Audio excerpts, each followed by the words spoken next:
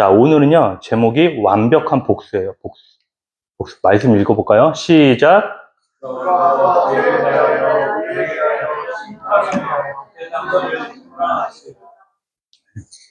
조이하고 데니한테 복수하고 싶은 사람이 있냐 물어보니까 한 명씩 나오더라고요. 여러분들에게는 복수하고 싶은 사람이 있나요?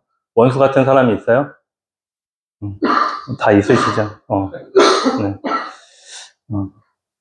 전도사님은 이 원수 같은 사람이 있을까요? 여러분들 보기에? 있을까요?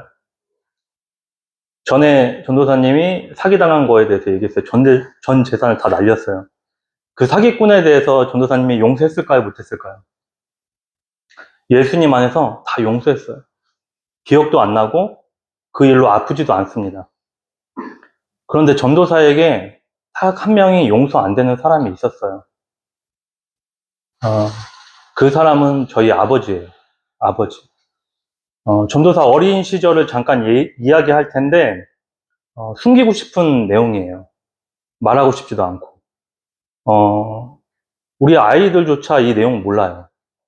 처음 얘기하는 거예요. 사모님하고 결혼하고 나서 이 얘기를 하면서 제가 펑펑 울었어요. 사모님이 제가 이 말씀 전한다니까 사모님이 그러더라고요. 절대 울지 말라고. 네. 만약에 제가 울면은 여러분들 전도사님이 슬퍼서 우는구나 이렇게만 좀 생각해 주세요.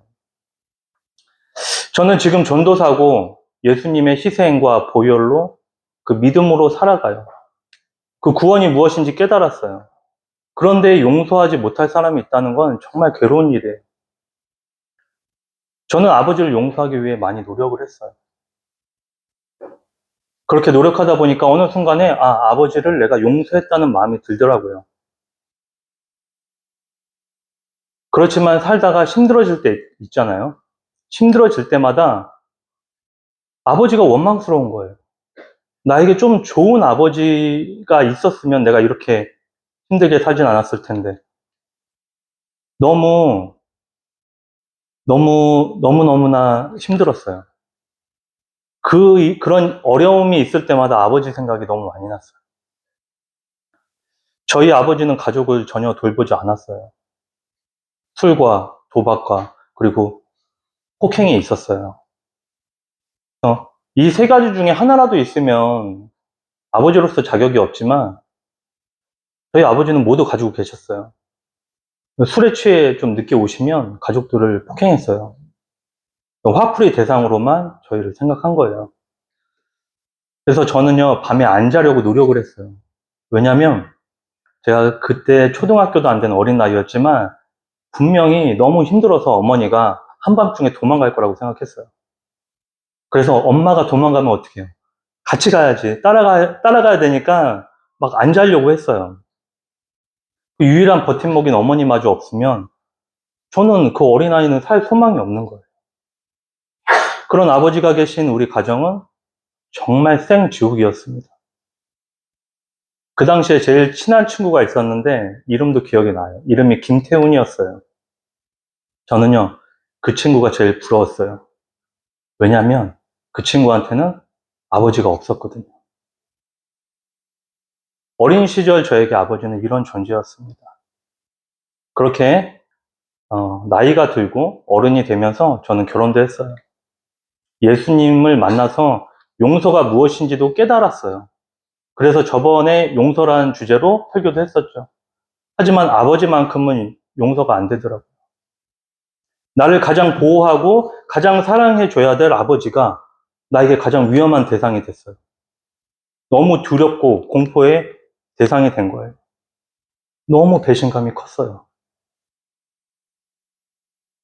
그래서 마귀는 늘 나의 약점을 잡고 늘어지고 저는 많이 걸려서 넘어졌습니다. 때로는 남들이 이런 말 해요. 야, 그래도 아버지인데 용서하고 사랑해야지. 이런 조언할 때가 있습니다. 저는 이런 말이 제일 듣기 싫었어요. 우리 가정이 어떻게 살았는지 알지도 못하면서 듣기 좋은 소리만 해준다고 저는 화가 났어요. 그 말이 저에게는 정말 가혹했고 폭력적으로 들렸습니다. 하지만 성령님께서는 저를 그냥 놔두지 않으셨어요. 부단히 저의 상처를 치료하시려고 노력을 하셨습니다. 그 하나님의 위로로 저는 이 땅에서 훌륭한 아내를 얻었고 또 좋은 장인어른 장모님을 만났어요. 그렇게 저의 결혼은 저의 상처가 많이 치유되는 계기가 되었습니다. 그리고 어느덧 아버지에 대한 저의 마음도 결정할 수 있는 때가 왔어요. 아버지를 사랑할 수는 없지만 적어도 미워하지 말자 이렇게 결정했어요. 그렇게 결정하고 나서 시간이 지나니까 아버지를 외면하게 되더라고요. 연락 오는 것도 너무 받기 싫었어요. 제일 싫은 거는 뭐냐면 나이 들면서 제 얼굴에서 아버지 얼굴이 나오는 거예요. 그래서 한동안은 거울 보기도 싫더라고요.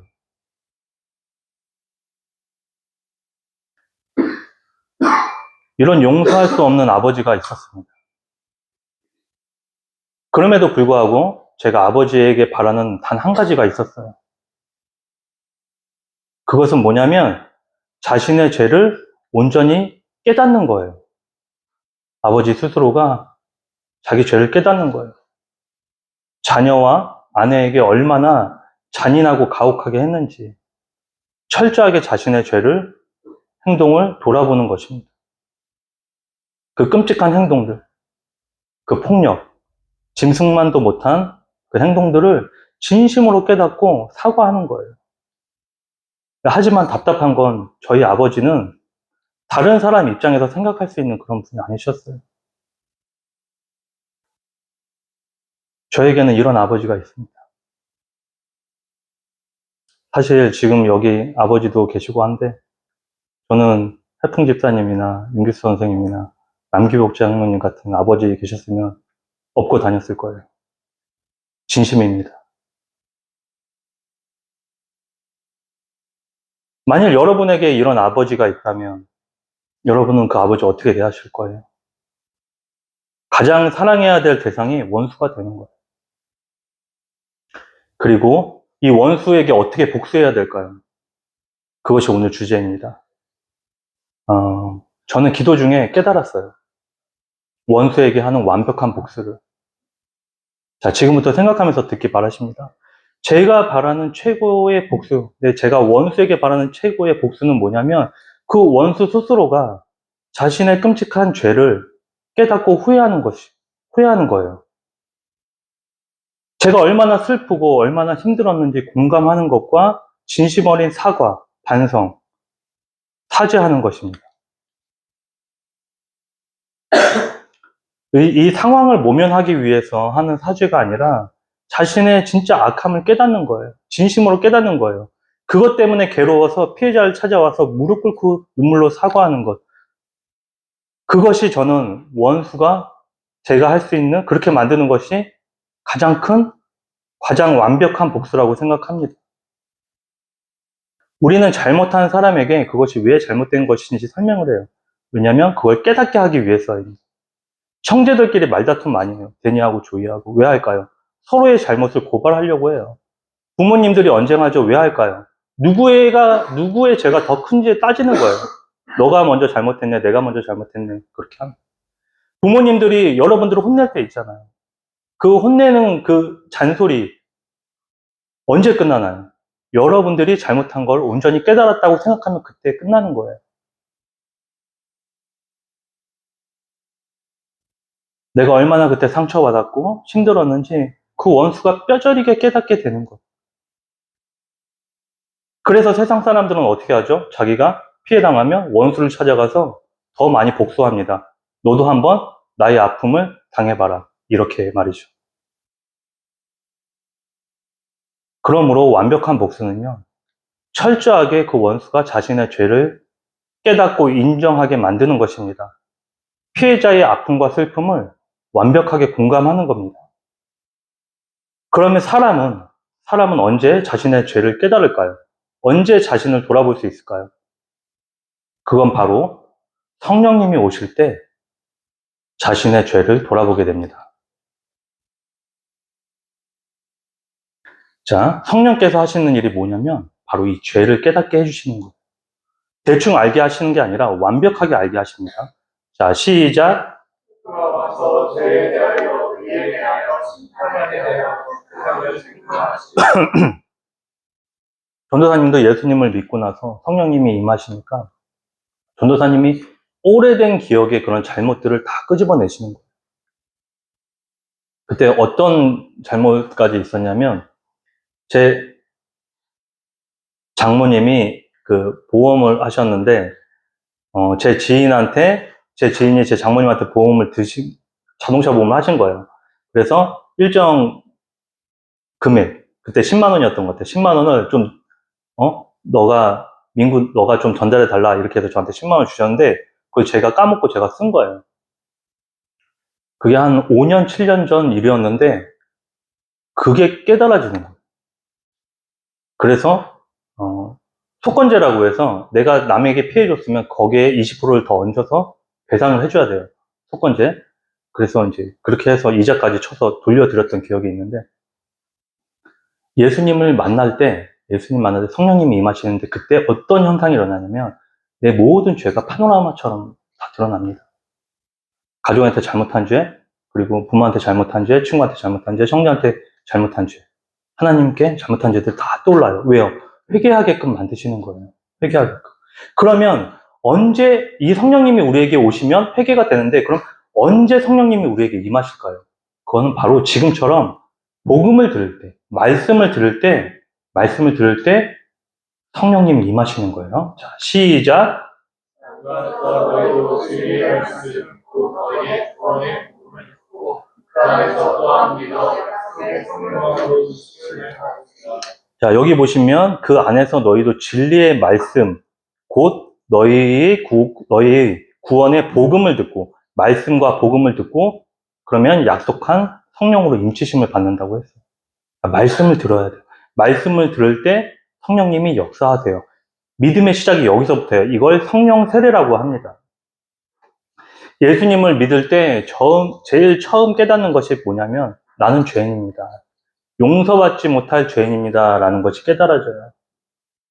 그래서 성령이 임한 사람은 그 누구보다도 예수님을 필요로 하게 돼요. 왜냐하면 그동안 지은 내 죄가 내가 어떻게 감당할 수 없기 때문에 그래요. 내가 해결할 수 없기 때문에 이건 예수님밖에 해결 못하겠다는 강력한 확신이 들게 됩니다. 그래서 저는요, 아버지에게 복수하고 싶어요. 그 복수의 핵심은 뭐라고요? 아버지가 지은 죄를 온전히 깨닫게 하는 거예요. 그런데 그 복수가 바로 아버지가 예수님을 믿게 하는 것이더라고요.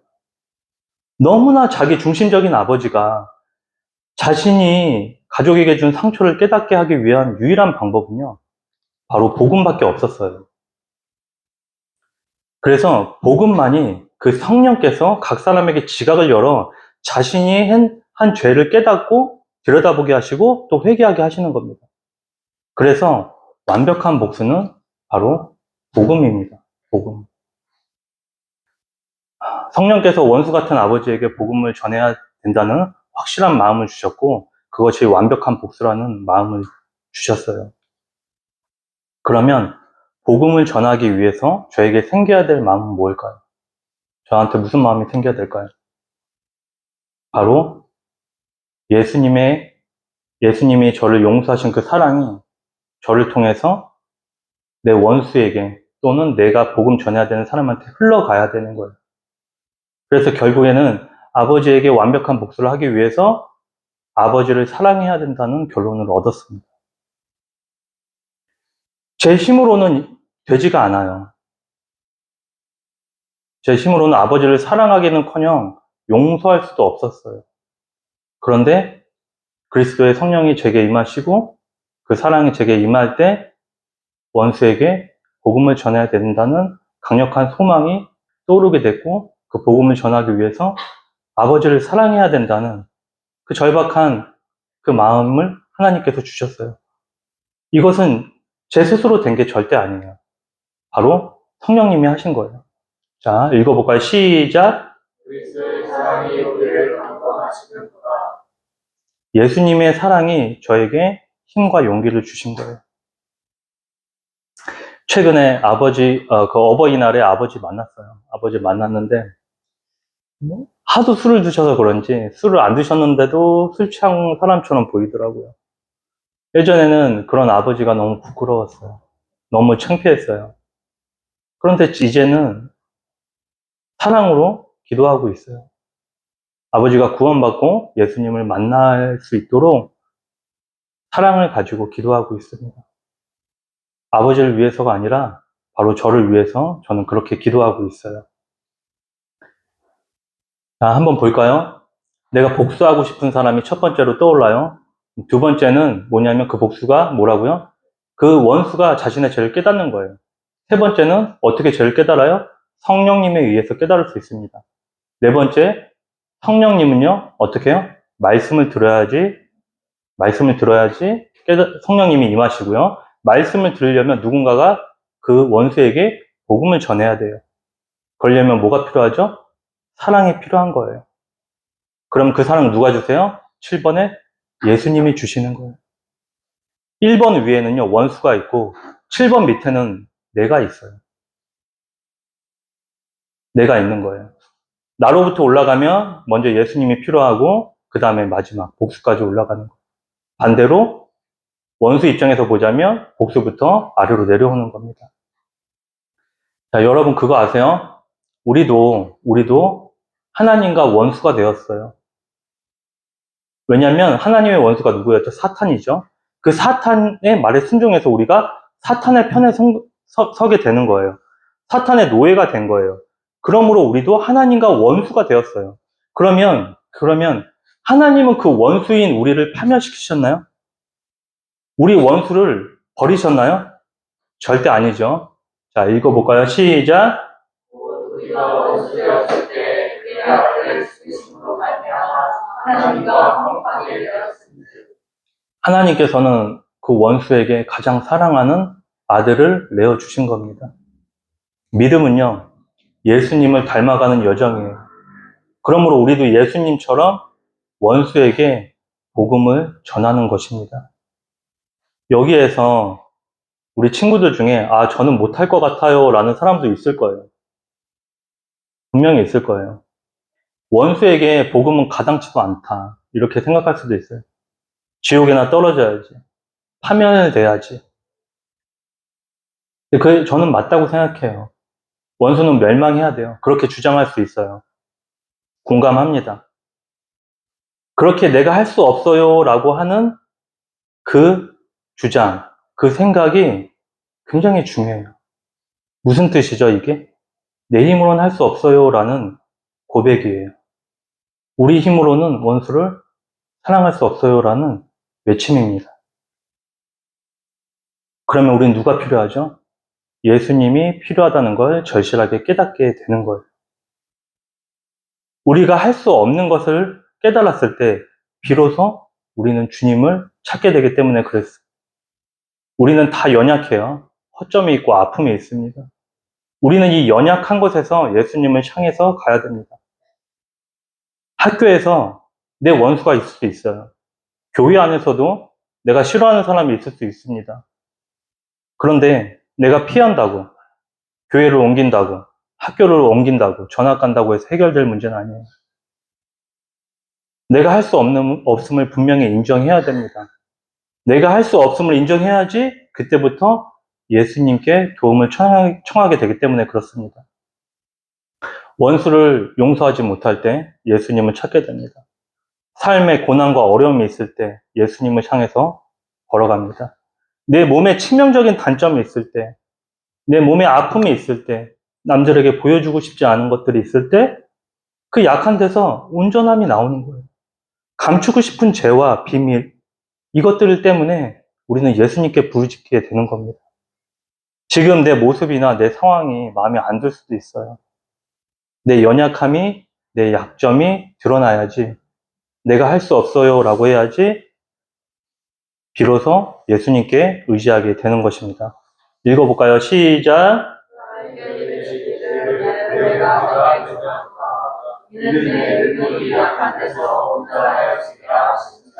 아멘. 자, 적용하겠습니다.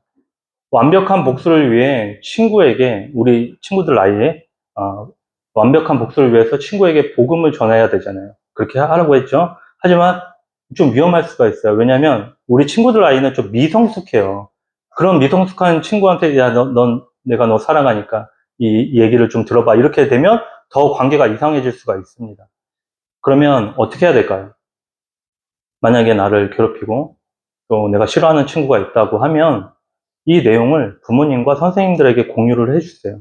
그리고 그 원수 같은 친구가 예수님을 믿을 수 있도록 같이 기도해야 됩니다. 그렇게 기도하면서 기다리다 보면 상상도 못할 복음을 전할 기회가 생겨요. 그때 그 원수 같은 친구가 예수님을 믿게 되면 그 잘못한 죄 지은 사람에게 와서 무릎을 꿇고 사죄할 날이 올 거예요. 이런 의미에서 복음은요, 내 원수뿐 아니라 나도 살리는 거예요. 나에게도 유익해요. 그리고 하나님도 기뻐하시는 완벽한 복수의 방법입니다. 자, 마지막 우리 말씀 읽고 마치도록 할게요. 이건 제가 안 보냈나 봐요. 자, 너희 원수를 사랑하며 너희를 미워하는 자를 선대하며 너희를 저주하는 자를 위하여 축복하며 너희를 모욕하는 자를 위하여 기도하라. 기도하겠습니다.